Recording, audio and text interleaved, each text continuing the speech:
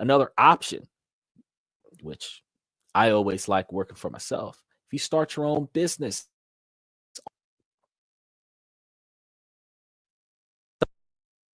with that, there goes that internet again, such as starting your own business online, such as affiliate marketing or creating and selling digital products. The key is to find a business model that aligns with your skills and interests and that can be run from anywhere in the world. You can also monetize your travel by creating content around your experiences and sharing it with the world through blogging or vlogging. Owning rental properties or using platforms like Airbnb can provide a steady stream of income. And if you travel frequently, consider purchasing properties in popular tourist destinations to maximize rental potential.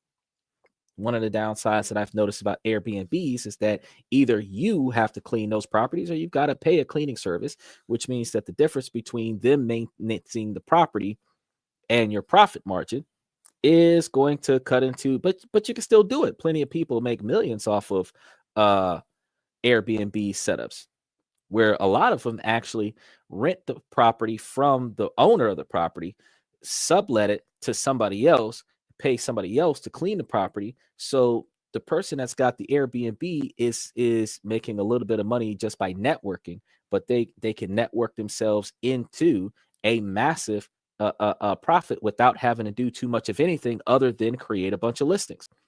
But yeah, Brian, you say that the list is long, but you got to think 99% of Americans are broke, and I just spent 23 minutes going over a list of things that we could do to make more money as we travel.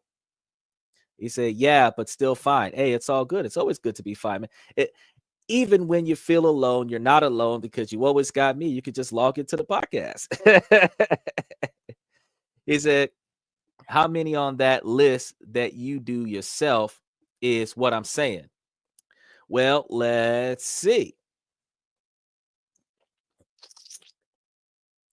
Got to scroll all the way back up.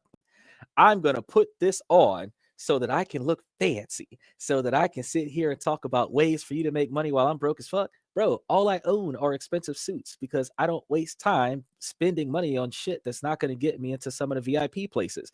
And then on top of that, I could buy one suit that'll last me 10 years instead of buying one outfit that'll only last me until the summertime. I mean, I talk about spending responsibly because I feel like it is better. I told you were going to get back into chess. I told you you're just going to take a vacation until you get yourself organized, and then you'll get back into it.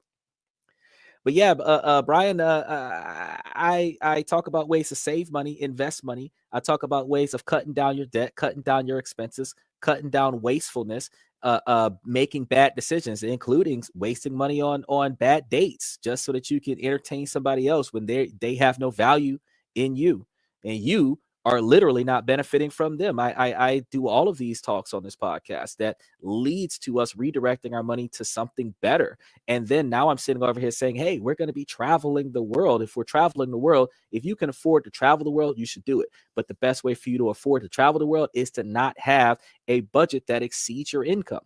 You know, you've got to pay for the cost of travel. As soon as you leave out of the United States, you need $2,000 up front plus the $300 to get the passport for the first time. So that's like $2,500 to get out of Dodge. But if you're going to go there, you still need $2,000 to get back. So that's a $5,000 trip off the top. You still got to eat. You still got to pay for lodging while you're there.